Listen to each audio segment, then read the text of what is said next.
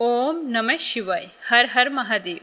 एकादशी का व्रत रखने वाले सारे विष्णु भक्तों को भाद्रपद माह के कृष्ण पक्ष में आने वाली अजा एकादशी व्रत की हार्दिक शुभकामनाएं। तो एकादशी के पावन अवसर पर अपने सुनते हैं श्री हरि विष्णु भगवान की कथा। बोलो श्री हरि विष्णु भगवान के अनंत स्वरूपों की जय हो। आप भी कमेंट बॉक्स में भगवान का जयकारा लगाकर मीरा भक्ति स्टोरी चैनल को सब्सक्राइब जरूर करें। भगवान का आशीर्वाद आप पर हमेशा बना रहे। सूत जी कहते हैं कि यदि कोई व्यक्ति केवल सच्चे मन से श्री हरि का जप करता है तो उसे मोक्ष की प्राप्ति हो सकती है। नाम जप ही संपूर्ण यज्ञों का फल है। जिस प्रकार सूर्य के उदय से समस्त अंधकार समाप्त हो जाता है, उसी प्रकार हरि नाम के स्मरण से समस्त पाप भस्म हो जाते हैं। कई ऐसी पुण्य आत्माएं हैं जिन्होंने श्री हरि के स्मरण मात्र से ही मोक्ष की प्राप्ति की है। आज उन्हीं में से एक कथा मैं तुम्हें सुनाता हूँ, अजामिल की। तुम सारे ध्यानपूर्वक सुनना। कन्याकुब्ज में एक दासीपति ब्राह्मण रहता था। उसका नाम था अजामिल। यह अजामिल बड़ा शास्त्रज्ञ था। शील, सदाचार और सद्गुणों का यह खजाना था। ब्रह्मचारी, विनयी, जितेंद्रिय, सत्यनिष्ठ, मंत्रवेता और पवित्र भी था। इसने गुरु, संत, महात्माओं सबकी सेवा की थी। एक बार अपने पिता के आदेश अनुसार वह वन में गया और वहाँ से फल फूल समिधा तथा कुश लेकर घर के लिए रवाना हो गया। तो लौटते समय उसने देखा कि एक व्यक्ति मदिरा पीकर किसी वेश्या के साथ विहार कर रहा है। वेश्या भी शराब पीकर मतवाली हो रही थी। तो ब्राह्मण पुत्र अजामिल ने पाप किया नहीं, केवल आंखों से देखा और काम के वश हो गया। अजामिल अपने मन को रोकने की बहुत कोशिश की, लेकिन वह नाकाम रहा। अब वह मन ही मन उसी वेश्या का चिंतन करने लगा और अपने धर्म से विमुख हो गया। अजामिल सुंदर वस्त्र, आभूषण आदि वस्तुएं जिनसे वह प्रसन्न होती ले आता। इस तरह करते करते उसने अपने पिता की सारी संपत्ति भी उसी कुलटा को दे दी। सब कुछ उसे रिझाने में लगा दिया। यह ब्राह्मण उसी प्रकार की चेष्टा करता जिससे वह वेश्या प्रसन्न हो। इसी वेश्या के चक्कर में इसने अपने कुलीन नवयुवती और विवाहित पत्नी तक का परित्याग कर दिया और उस वेश्या के साथ रहने लगा। इसने बहुत दिनों तक वेश्या के मल समान अपवित्र अन्न से अपना जीवन व्यतीत किया और अपना सारा जीवन ही पापमय कर लिया। और वो कुबुद्धि न्याय से अन्याय से जैसे भी जहाँ से कैसे भी धन मिलता वहीं से उठा लाता और वेश्या के बड़े कुटुंब का पालन करने में ही हमेशा व्यस्त रहता। ऐसा करते करते चोरी करना सीख गया, जुआ खेलना सीख गया और धोखाधड़ी करके अपने परिवार का पेट पालने लगा। एक बार की बात है कि उसके गांव में कुछ संत आए। गांव के बाहर संतों ने कुछ लोगों से पूछा कि भैया किसी ब्राह्मण का घर बताइए, हमें वहां पर रात गुजारनी है। तो इन लोगों ने संतों के साथ मजाक किया और कहा कि हे संतों, हमारे गांव में तो एक ही श्रेष्ठ ब्राह्मण है जिसका नाम है अजामिल, और इतना बड़ा भगवान का भक्त है कि वह गांव के अंदर नहीं रहता, गांव के बाहर ही रहता है। अब सारे संत जन अजामिल के घर पहुंच गए और दरवाज़ा खटखटाया और आवाज़ लगाई कि भक्त अजामिल दरवाज़ा खोलो। जैसे ही अजामिल ने दरवाज़ा खोला तो संतों के दर्शन करते ही मानो आज अपने पुराने अच्छे कर्म उसे याद आ गए। संतों ने कहा कि भैया रात बहुत हो गई है, आप हमारे लिए भोजन और सोने का प्रबंध कीजिए। तो अजामिल ने स्वादिष्ट भोजन तैयार करवाया और संतों को भोजन करवाया। जब अजामिल ने संतों से सोने के लिए कहा तो संत कहने लगे कि भैया हम तो प्रतिदिन सोने से पहले कीर्तन करते हैं, अगर आपको किसी तरह की परेशानी ना हो तो क्या हम कीर्तन कर सकते हैं। तो अजामिल ने कहा कि ये तो आपका ही घर है, आप जब तक चाहो कीर्तन कर सकते हो। तो अजामिल की आज्ञा पाते ही संतों ने सुंदर कीर्तन करना शुरू कर दिया। उस कीर्तन में अजामिल भी बैठ गया। सारी रात कीर्तन चला और अजामिल की आंखों से खूब आंसू गिरे, मानो आज आंखों से आंसू नहीं पाप धुल रहे हों।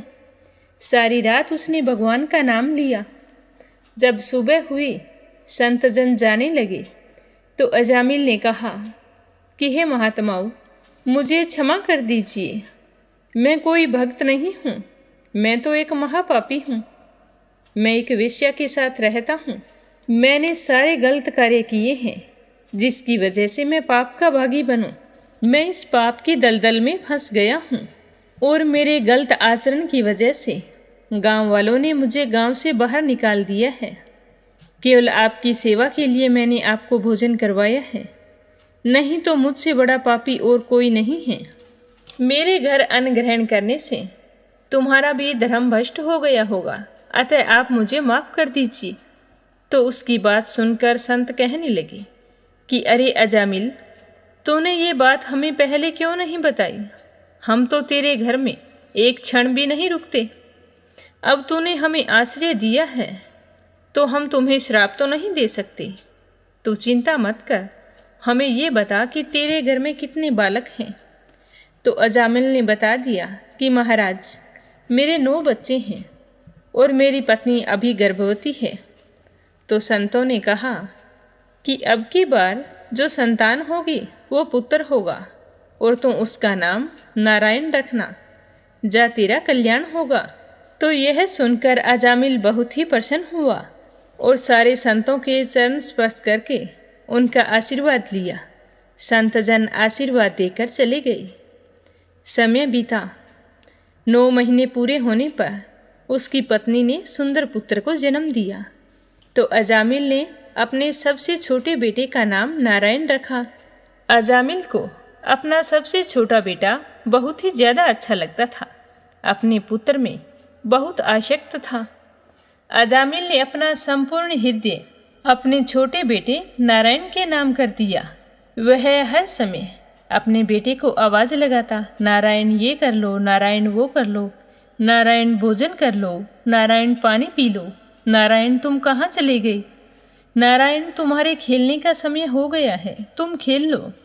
तो इस तरह वो हर समय नारायण नारायण करता रहता, क्योंकि संतों ने उसे बताया था कि तुम्हारे सबसे छोटे पुत्र की वजह से तुम्हारे सारे पाप ताप नष्ट हो जाएंगे। तो उसे यह पता नहीं था कि नारायण नाम लेने से मेरे पाप नष्ट हो रहे हैं। वो तो यही सोचता था कि मेरे छोटे बेटे की वजह से मेरे पाप नष्ट होकर मुझे मोक्ष की प्राप्ति होगी। तो वह हर समय नारायण नारायण करता रहता और इसी समय बीतता गया। वह अतिशय मूढ़ हो गया था। उसे इस बात का पता ही नहीं चला कि मृत्यु मेरे सिर पर आ पहुंची है। अब वह अपने पुत्र बालक नारायण के संबंध में ही सोचने विचारने लगा। इतने में अजामिल ने देखा कि उसे ले जाने के लिए अत्यंत भयानक 3 यमदूत आए हैं। उनके हाथों में फांसी है, उनके मुख टेढ़े मेढ़े हैं और उनके शरीर के रोए खड़े हुए हैं। वो बहुत ही भयानक दिखाई दे रहे हैं। उस समय वह बालक नारायण वहाँ से कुछ ही दूरी पर खेल रहा था। तो यमदूतों को देखकर अजामिल तो डर गया और अपने पुत्र को आवाज़ लगाने लगा कि नारायण नारायण मेरी रक्षा करो, नारायण मुझे बचाओ, देखो मुझे मारने के लिए कौन आए हैं। तो भगवान के पार्षदों ने देखा कि यह मरते समय हमारे स्वामी भगवान नारायण का नाम ले रहा है, उनके नाम का कीर्तन कर रहा है। अतः वे बड़े वेग से झटपट वहाँ आ पहुँचे।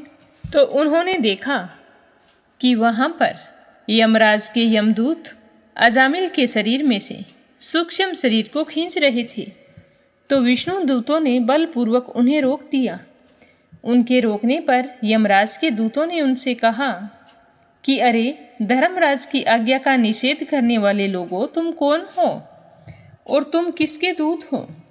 यहाँ किस कारण से आए हो और हमें अजामिल की आत्मा को ले जाने से क्यों रोक रहे हो? तुम्हें पता नहीं है कि यमराज के कार्य में रुकावट डालने का अंजाम क्या होता है।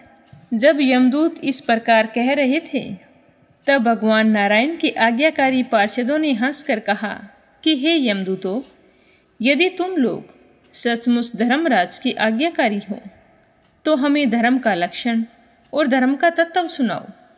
दंड का पात्र कौन है? तो विष्णु पार्षदों की बात सुनकर यमदूत कहने लगे कि वेदों ने जिन कर्मों का विधान किया है वे धर्म है और जिनका निषेध किया है वे अधर्म है। वेद स्वयं भगवान के स्वरूप हैं। वे उनके स्वाभाविक श्वास परश्वास एवं स्वयं प्रकाश ज्ञान हैं।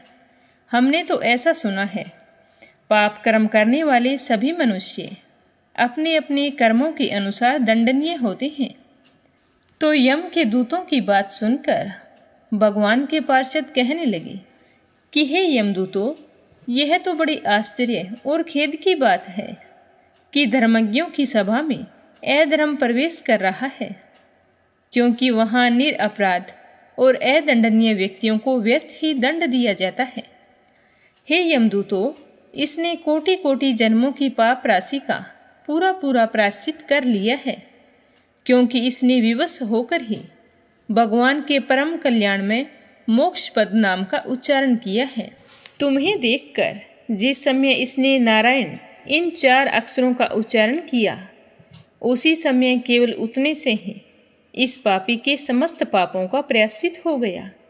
चोर, शराबी, मित्रद्रोही, ब्रह्मघाती, गुरु पत्नीगामी ऐसे लोगों का संसर्गी, स्त्री, राजा, पिता और गाय को मारने वाला, चाहे जैसा और चाहे जितना बड़ा पापी हो, सभी के लिए यही इतना ही सबसे बड़ा प्रायश्चित है कि भगवान के नामों का उच्चारण किया जाए, क्योंकि भगवान के नाम का उच्चारण करने से मनुष्य की बुद्धि भगवान के गुण, लीला और स्वरूप में रम जाती है और स्वयं भगवान की उसके प्रति आत्मीय बुद्धि हो जाती है। तुम लोग अजामिल को मत लेकर जाओ, इसने सारे पापों का प्रायश्चित कर रखा है, क्योंकि इसने मरते समय भगवान के नाम का उच्चारण किया है। इस प्रकार भगवान के पार्षदों ने भागवत धर्म का पूरा पूरा निर्णय सुना दिया और अजामिल को यमदूतों के पास से छुड़ाकर मृत्यु के मुख से बचा लिया। भगवान की महिमा सुनने से अजामिल के हृदय में शीघ्र ही भक्ति का उदय हो गया। अब अजामिल को अपने पापों को याद करके बड़ा पश्चाताप होने लगा। अजामिल मन ही मन सोचने लगा कि अरे, मैं कैसा इंद्रियों का दास हूँ। मैंने एक वेश्या के गर्भ से पुत्र उत्पन्न करके अपना ब्राह्मण तव नष्ट कर दिया। यह बड़े दुख की बात है। धिक्कार है मुझ पर, मुझे बार बार धिक्कार है। मैं संतों के द्वारा निंदित हूँ, पाप आत्मा हूँ। मैंने अपने कुल में कलंक का टीका लगा दिया है। मेरे माँ बाप बूढ़े और तपस्वी थे, मैंने उनका परित्याग कर दिया। बड़े दुख की बात है कि मैं कितना स्वार्थी हो गया था। मुझे मेरे किए की सज़ा अवश्य मिलेगी और मेरे पापों के मुताबिक मुझे अत्यंत भयानक नरक मिलेगा, जिसमें गिरकर धर्मघाती पाप आत्मा कामी पुरुष अनेक प्रकार की यम यातना भोगते हैं। कहाँ तो मैं महाकपटी, पापी, निर्लज्ज और ब्रह्म तेज को नष्ट करने वाला, तथा कहाँ भगवान का वह परम मंगलमय नारायण नाम। सचमुच मैं तो कृतार्थ हो गया। अब मैं अपने मन, इंद्रिय और प्राणों को वश में करके ऐसा प्रयत्न करूँगा कि फिर अपने को घोर अंधकार में नरक में न डालूं। मैंने यमदूतों के डर से अपने पुत्र नारायण को पुकारा और भगवान के पार्षद प्रकट हो गए। यदि मैं वास्तव में नारायण को पुकारता तो क्या आज श्री नारायण मेरे सामने प्रकट नहीं हो जाते? मुझे तो पता ही नहीं था कि उन साधु संतों ने मेरे होने वाले पुत्र का नाम नारायण रखने को क्यों बोला था। आज तो मुझे सब कुछ समझ में आ गया है। अब अजामिल के चित्त में संसार के प्रति त्रिवैराग्य हो गया। वे सबसे संबंध और मोह को छोड़कर हरिद्वार चले गए। उस देव स्थान में जाकर वे भगवान के मंदिर में आसन पर बैठ गए। और उन्होंने योग माया का आश्रय लेकर अपनी सारी इंद्रियों को विषयों से हटाकर मन में लीन कर लिया और मन को बुद्धि में मिला दिया। इसके बाद आत्मचिंतन के द्वारा उन्होंने बुद्धि को विषयों से अलग कर लिया तथा भगवान के धाम अनुभव स्वरूप पर ब्रह्मा में जोड़ दिया। इस प्रकार जब अजामिल की बुद्धि त्रिगुणमयी प्रकृति से ऊपर उठकर भगवान के स्वरूप में स्थित हो गई, तब उन्होंने देखा कि उनके सामने वे ही चारों पार्षद जिन्हें उन्होंने पहले देखा था वो सामने खड़े हैं। तो अजामिल ने सिर झुकाकर उन्हें नमस्कार किया। उनका दर्शन पाने के बाद उन्होंने उस तीर्थ स्थान में गंगा के तट पर अपने शरीर का त्याग किया और तत्काल भगवान के पार्षदों का स्वरूप प्राप्त कर लिया। अजामिल भगवान के पार्षदों के साथ स्वर्णमय विमान पर आरूढ़ होकर आकाश मार्ग से भगवान लक्ष्मीपति के निवास स्थान बैकुंठ को चले गए। इस तरह कथा सुनाकर सूत जी कहने लगे कि हे ऋषियों, यह इतिहास अत्यंत गोपनीय और समस्त पापों का नाश करने वाला है। जो पुरुष श्रद्धा और भक्ति के साथ इसको सुनता है, सुनाता है, कीर्तन करता है, वह कभी भी नरक में नहीं जाता। यमराज के दूत उसे आंख उठाकर भी देख नहीं सकते हैं। उस पुरुष का जीवन चाहे कितना ही पाप में क्यों न रहा हो, बैकुंठ लोक में उसकी पूजा की जाती है। हे ऋषियों, अजामिल जैसे पापी ने मृत्यु के समय पुत्र के बहाने भगवान नाम का उच्चारण किया, उसे भी बैकुंठ की प्राप्ति हो गई। फिर जो लोग पूरे श्रद्धा भाव के साथ भगवान के नाम का उच्चारण करते हैं, उनकी तो बात ही क्या है। जब भगवान के पार्षदों ने यमदूतों से अजामिल को छुड़ाया तो यमदूत यमराज के पास गए और वहां जाकर कहने लगे कि हे प्रभु, संसार के जीव 3 प्रकार के कर्म करते हैं, पाप, पुण्य अथवा दोनों से मिश्रित। इन जीवों को उनके कर्मों का फल देने वाले शासक संसार में कितने हैं? हम तो केवल इतना ही समझते हैं कि अकेले आप ही समस्त प्राणियों और उनके स्वामियों के भी अधीश्वर हैं। आप ही मनुष्यों के पाप और पुण्य के निर्णायक हैं। दंडदाता और शासक आप ही हैं। तो अपने दूतों की बात सुनकर यमराज कहने लगे कि हे दूतों, मेरे अतिरिक्त एक और ही चराचर जगत के स्वामी हैं। उन्हीं में यह संपूर्ण जगत वस्त्र के समान ओतप्रोत हैं। उन्हीं के अंश ब्रह्मा, विष्णु और शंकर हैं। इस जगत की उत्पत्ति, स्थिति तथा प्रलय करते हैं। उन्हीं ने इस सारे जगत को नथे हुए बैल के समान अपने अधीन कर रखा है। मेरे प्यारे दूतों, जैसे किसान अपने बैलों को पहले छोटी छोटी रस्सियों में बांधकर फिर उन रस्सियों को एक बड़ी रस्सी में बांध देते हैं, वैसे ही जगदीश्वर भगवान ने भी ब्राह्मण आदि वर्ण और ब्रह्मचार्य आदि आश्रम रूप छोटी छोटी नाम की रस्सियों में बांधकर फिर सब नामों को वेदवाणी रूप की बड़ी रस्सी में बांध दिया है। इस प्रकार सारे जीव नाम एवं कर्म रूप बंधन में बंधे हुए भयभीत होकर उनको ही अपना सब कुछ भेंट कर रहे हैं। सभी भगवान के अधीन हैं।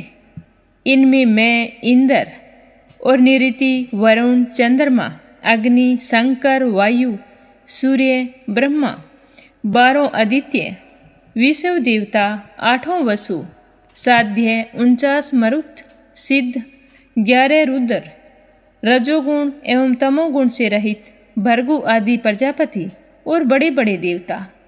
भगवान के नाम उच्चारण की महिमा तो देखो।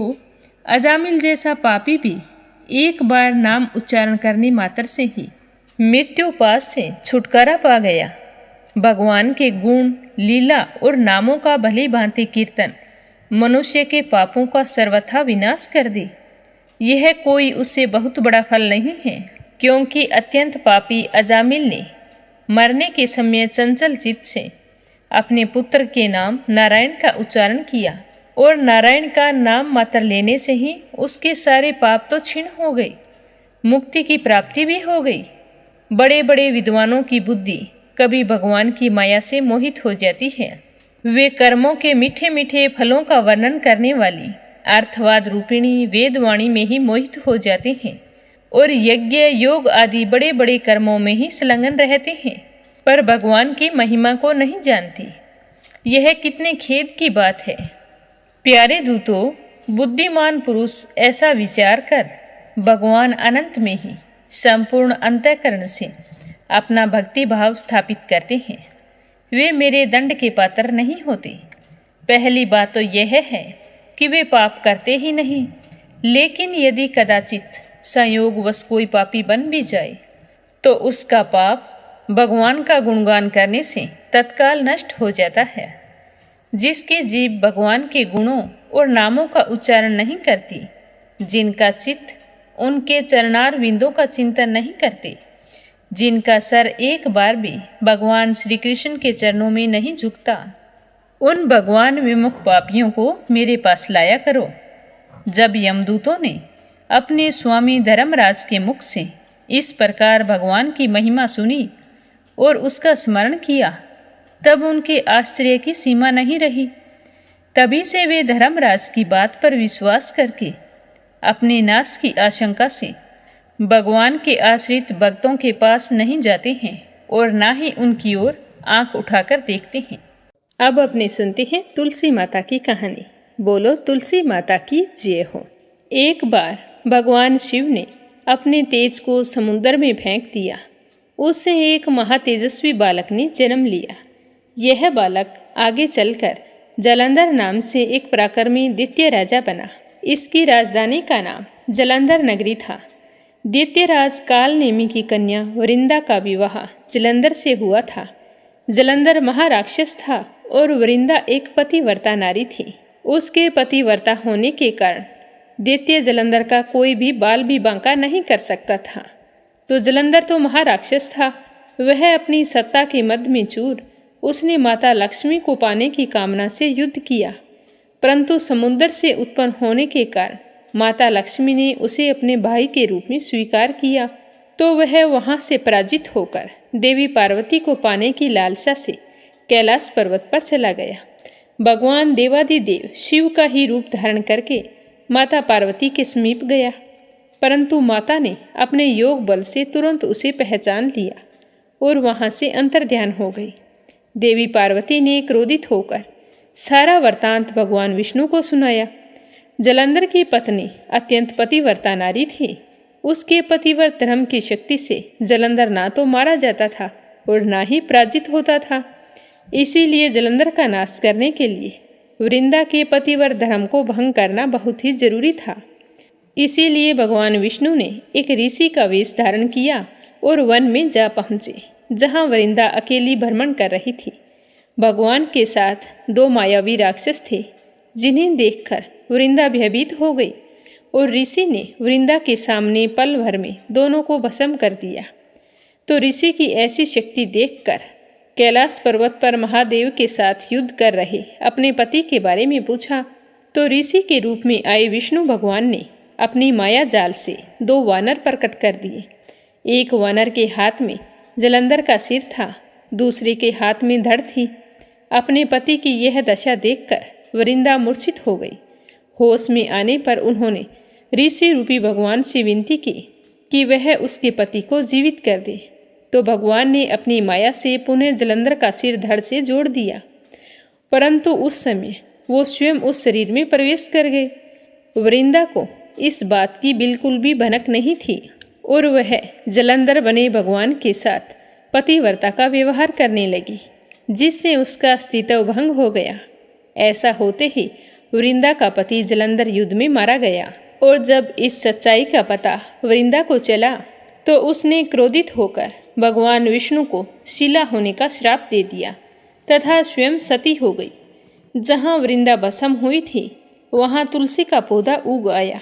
तो भगवान विष्णु ने वृंदा से कहा कि हे वृंदा, तुम अपने सतीत्व के कारण मुझे लक्ष्मी से भी अधिक प्रिय हो गई हो। अब तुम तुलसी के रूप में सदा मेरे साथ रहोगी। जो मनुष्य मेरे शालिग्राम स्वरूप के साथ तुलसी का विवाह करेगा उसे इस लोक और परलोक में विपुल यश प्राप्त होगा। इसीलिए कहा जाता है कि जिस घर में तुलसी का पौधा होता है उस घर में यम के दूत असमय कभी नहीं आते। गंगा व नर्मदा के जल में स्नान तथा तुलसी का पूजन बराबर माना जाता है। चाहे मनुष्य कितना भी पापी क्यों ना हो, जब उसकी मृत्यु का समय आता है और प्राण नहीं निकल रहे होते हैं तो उसके मुख में तुलसी का पत्ता और गंगाजल डालें तो तुरंत ही निकल जाते हैं। वह पापों से मुक्त होकर बैकुंठ धाम को प्राप्त होता है। जो मनुष्य तुलसी व आंवलों की छाया में अपने पितरों का श्राद्ध करता है उसके पितर मोक्ष को प्राप्त हो जाते हैं। बोलो तुलसी माता की जय हो। लपसी और तपसी की कहानी। बोलो लपसी तपसी की जय हो। प्राचीन समय की बात है। एक गांव में लपसी और तपसी नाम के दो भाई रहा करते थे। तपसी हमेशा भगवान की सेवा में लीन रहता था, लेकिन लपसी हमेशा सवा सेर लापसी बनाता, भगवान को भोग लगाकर फिर स्वयं भोजन कर लेता। दोनों भाइयों का यही नियम था। एक दिन दोनों भाइयों में बहस छिड़ गई कि कौन बड़ा है। तो लपसी कहने लगा कि मैं बड़ा हूँ, क्योंकि मैं तो लापसी बनाकर भगवान को रोजाना भोग लगाता हूँ। मैं कभी भी भगवान को भूखा नहीं रहने देता। तो तपसी कहने लगा कि मैं बड़ा हूँ, क्योंकि मैं सारा दिन भगवान की तपस्या करता हूँ। तो इस तरह करते करते दोनों जोर जोर से लड़ने लगे। तभी वहाँ से नारद मुनि गुजर रहे थे। उन दोनों को लड़ते हुए देखा तो उनके पास आए और लड़ने का कारण पूछने लगे।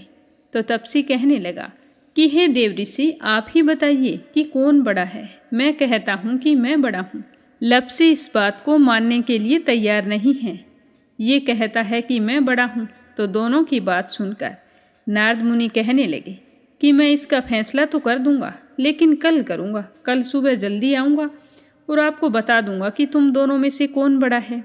तो अगली सुबह तपसी रोजाना की तरह नहा धोकर पूजा करने के लिए जा रहा था। तो रास्ते में उसे 1.25 करोड़ की एक अंगूठी मिली जो नारद जी ने उसके आगे फेंकी थी। तो तपसी ने जल्दी जल्दी इधर उधर देखा और अंगूठी को उठा लिया और तपस्या करने बैठा तो अपने पैर के नीचे दबाकर बैठ गया। लपसी रोजाना की तरह स्नान करके आया और 1.25 सेर लापसी बनाई। पहले भगवान को भोग लगाया, फिर स्वयं लापसी जीमने के लिए बैठ गया। तभी वहाँ पर नारद जी आ गए और कहने लगे कि लपसी बड़ा है। तो तपसी कहने लगा कि इसका क्या कारण हो सकता है, ये कैसे बड़ा है, ये कभी पूजा पाठ नहीं करता है। तो नारद जी कहने लगे कि इसके मन में लालच नहीं है, जो भी करता है बड़े ही श्रद्धा भाव से करता है। इसका नियम है कि रोजाना भगवान को भोग लगाना। इसका नियम कोई भी भंग नहीं कर सकता, लेकिन तुम्हारा नियम भंग हो चुका है। तो तपसी कहने लगा कि कैसे, मैं नियम से रोजाना भगवान की पूजा करता हूँ। तो नारद मुनि कहने लगे कि तुम खड़े होकर अपना पैर उठाओ। तो तपसी जैसे ही खड़ा हुआ तो उसके पैर के नीचे 1.25 करोड़ की अंगूठी पड़ी थी। तो नारद जी कहने लगे कि तूने इसे चुराया है, जिससे तेरी तपस्या भंग हो गई है। तपसी हाथ जोड़कर नारद जी के सामने खड़ा हो गया और कहने लगा कि मुझसे गलती हो गई। आज के बाद मैं ऐसी गलती कभी नहीं करूँगा। मैंने बहुत ही सच्चे मन से पूजा की है। आप ही मुझे बताइए कि मुझे मेरी पूजा का फल कैसे मिल सकता है। मैं आपसे वादा करता हूँ कि आज के बाद मैं कभी चोरी नहीं करूँगा। तो उस तरह उसके दीन वचन सुनकर नारद जी को उस पर दया आ गई और नारद जी कहने लगे कि तेरी तपस्या का फल कार्तिक स्नान करने वाला ही दे सकता है। तो तपसी पूछने लगा कि वो कैसे। तो नारद जी ने बताया कि कार्तिक माह में कार्तिक स्नान करके जो भी सारी कहानियाँ सुनकर तुम्हारी कहानी नहीं सुनेगा तो उसके कार्तिक स्नान का पुण्य फल उससे छूटकर तुम्हें मिलेगा। अगर कोई दिए से दिया जलाएगा तो उसका पुण्य फल भी तुझे ही मिलेगा। अगर घर की सारी साफ सफाई करके दहलीज की सफाई नहीं करेगा तो उसका पुण्य फल भी तुझे ही मिलेगा। रोटी सारी बना ले लेकिन गाय और कुत्ते की रोटी ना बनाए तो उसका पुण्य फल भी तुझे ही मिलेगा। और घर पर बहन सुवासिनी आने पर उसे सूट साड़ी तीवल जो कुछ भी देते हैं, भेंट स्वरूप अगर कुछ पैसे नहीं देंगे तो उसका पुण्य फल भी तुझे ही मिलेगा। तो इस तरह नारद जी ने तपसी को पुण्य प्राप्ति का मार्ग बताया, जिसे सुनकर तपसी बहुत ही प्रसन्न हुआ और भगवान की पूजा में लीन हो गया। तभी से कहा जाता है कि हर व्रत कथा और कहानी के बाद में लपसी तपसी की कहानी जरूर सुननी चाहिए। इस कहानी को सुने बिना हमें चाहे कार्तिक का महीना हो या वैशाख का महीना हो, हमें उसके स्नान का पुण्य फल नहीं मिलता है। जब कहानी समाप्त हो जाती है तो इस तरह से कहना चाहिए कि लप्सी का फल लप्सी को मिले, तपसी का फल तपसी को मिले। हमारी कहानी का, हमारे पूजा पाठ और हमारे व्रत का पुण्य फल हमें मिले। बोलो लप्सी तपसी की जय हो। तो ये थी अजामिल की कथा। सुनकर आपको कैसा लगा कमेंट करके ज़रूर बताना। श्री हरि के आशीर्वाद से आपकी सारी मनोकामनाएं पूर्ण हों। आप सभी की मंगल कामना के साथ ओम नमः शिवाय।